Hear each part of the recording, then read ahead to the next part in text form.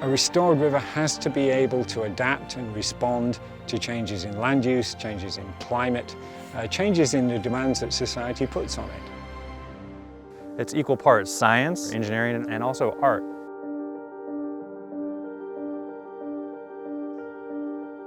The design for this project was provided by ESA. They've been providing engineering support and design on this project since 2005. We're doing this to improve salmon habitat in the Snohomish Basin. Juvenile salmon use these areas to feed and grow very rapidly, avoid predators before going into the saltwater. What's really struck me as unique about Sauvie Island as a restoration project is the potential is enormous. One of the major challenges was to restore the tidal fluxes in and out twice a day into these tidal creeks, the very heartbeat of the tidal ecosystem. A breach in the perimeter levee, the natural fluvial levee, would have provided that. And it might make sense at first glance to do one or two or more breaches. However, ESA team was able to develop a conceptual model. That tool was really effective in communicating why a perimeter breach in that levee may not be, in fact, the most desirable thing to do. For restoration to succeed, there's only so much we can do in the office to anticipate what's going to happen. Partnering with nature in a restoration project starts with trusting in nature and understanding the power of nature.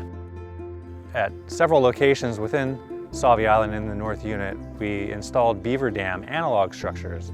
Beaver dams and log jams act as highly permeable tide gates. A big part of it is knowing the biological players at a site.